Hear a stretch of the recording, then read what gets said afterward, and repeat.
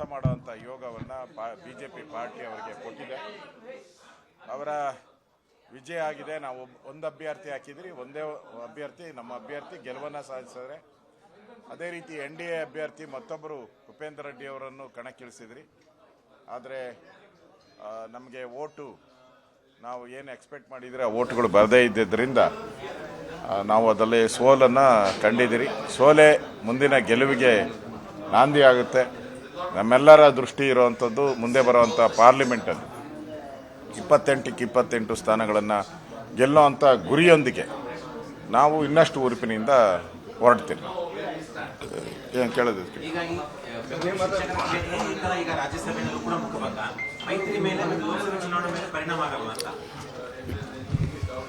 ನೋಡಿ, ಈ ಚುನಾವಣೆಯಲ್ಲಿ ನಮಗೆ ಅವಕಾಶ ಇದ್ದಿದ್ದು ಒಂದೇ ಒಂದು ಅಭ್ಯರ್ಥಿ ಗೆಲ್ಲಕ್ಕೆ ಅವಕಾಶ ಇದ್ದಿದ್ದು.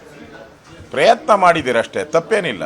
ಪ್ರಯತ್ನ ಮಾಡೋದು ಕೂಡ ಒಂದು ಗೆಲುವಿನ ಸಂಕೇತ ಅಂತ ನಾವು ತಿಳ್ಕೊಂಡಿದ್ದೀರಿ. ಪ್ರಯತ್ನ ಮಾಡಿದ್ದೀರಷ್ಟೇ. ನಮಗೇನು ಗೆಲ್ಲುವಕ್ಕೆ ನಂಬರ್ ಇರಲಿಲ್ಲ ನಮ್ಮ ಹತ್ರ. There is no number. But ಪ್ರಯತ್ನವನ್ನು ಮಾಡಿದ್ದೀರಿ. ಪ್ರಯತ್ನ ನಮ್ಮದು ಸಫಲತೆ ಆಗಲಿಲ್ಲ. ಯಾವುದು ನಮ್ಮ S.T. ಸೋಮಶೇಖರ್ ಅವರು ಪಕ್ಷಕ್ಕೆ ದ್ರೋಹ ಬಗೆದಿದ್ದಾರೆ.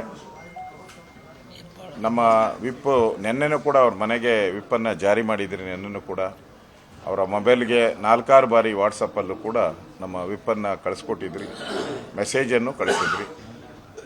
ಅವರು ಬಂದು ಕಾಂಗ್ರೆಸ್ಗೆ ವೋಟ್ ಮಾಡಿದ್ದಾರೆ. ಇದೊಂದು ರೀತಿ ದ್ರೋಹ.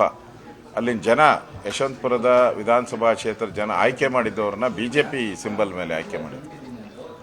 BJP ಸಿಂಬಲಲ್ಲಿದ್ದು ಇನ್ನೊಂದು ಪಾರ್ಟಿಗೆ ವೋಟ್ ಮಾಡೋದು ಅದು ಹೆತ್ತ ತಾಯಿಗೆ ದ್ರೋಹ ಬಗ್ದಂಗೆ. ಅದಕ್ಕೆ ಯಶವಂತಪುರದ ಜನ ಸರಿಯಾದ ಸಂದರ್ಭದಲ್ಲಿ ಸರಿಯಾದ ಉತ್ತರವನ್ನು ಕೊಡ್ತಾರೆ ಅನ್ನೋ ವಿಶ್ವಾಸ ನನಗಿದೆ. ಕೆಲಸ ಮಾಡುವಂಥ ಯೋಗವನ್ನು BJP ಪಾರ್ಟಿ ಅವರಿಗೆ ಕೊಟ್ಟಿದೆ. ಅವರ ವಿಜಯ ಆಗಿದೆ. ನಾವು ಒಂದು ಅಭ್ಯರ್ಥಿ ಹಾಕಿದ್ರಿ, ಒಂದೇ ಅಭ್ಯರ್ಥಿ ನಮ್ಮ ಅಭ್ಯರ್ಥಿ ಗೆಲುವನ್ನು ಸಾಧಿಸಿದ್ರೆ, ಅದೇ ರೀತಿ NDA ಅಭ್ಯರ್ಥಿ ಮತ್ತೊಬ್ಬರು ಉಪೇಂದ್ರ ರೆಡ್ಡಿ ಅವರನ್ನು ಕಣಕ್ಕಿಳಿಸಿದ್ರಿ. ಆದರೆ ನಮಗೆ ಓಟು ನಾವು ಏನು ಎಕ್ಸ್ಪೆಕ್ಟ್ ಮಾಡಿದರೆ ಆ ಓಟುಗಳು ಬರದೇ ಇದ್ದಿದ್ದರಿಂದ ನಾವು ಅದರಲ್ಲಿ ಸೋಲನ್ನು ಕಂಡಿದ್ದೀರಿ. ಸೋಲೆ ಮುಂದಿನ ಗೆಲುವಿಗೆ ನಾಂದಿ ಆಗುತ್ತೆ.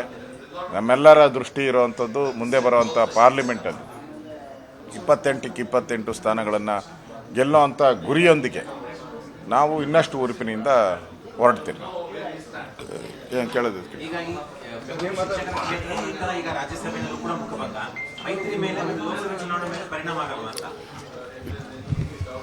ನೋಡಿ, ಈ ಚುನಾವಣೆಯಲ್ಲಿ ನಮಗೆ ಅವಕಾಶ ಇದ್ದಿದ್ದು ಒಂದೇ ಒಂದು ಅಭ್ಯರ್ಥಿ ಗೆಲ್ಲಕ್ಕೆ ಅವಕಾಶ ಇದ್ದಿದ್ದು.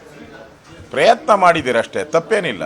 ಪ್ರಯತ್ನ ಮಾಡೋದು ಕೂಡ ಒಂದು ಗೆಲುವಿನ ಸಂಕೇತ ಅಂತ ನಾವು ತಿಳ್ಕೊಂಡಿದ್ದೀರಿ. ಪ್ರಯತ್ನ ಮಾಡಿದ್ದೀರಷ್ಟೇ. ನಮಗೇನು ಗೆಲ್ಲುವಕ್ಕೆ ನಂಬರ್ ಇರಲಿಲ್ಲ ನಮ್ಮ ಹತ್ರ. There is no number. But ಪ್ರಯತ್ನವನ್ನು ಮಾಡಿದ್ದೀರಿ. ಪ್ರಯತ್ನ ನಮ್ಮದು ಸಫಲತೆ ಆಗಲಿಲ್ಲ. ಯಾವುದು ನಮ್ಮ S.T. ಸೋಮಶೇಖರ್ ಅವರು ಪಕ್ಷಕ್ಕೆ ದ್ರೋಹ ಬಗೆದಿದ್ದಾರೆ.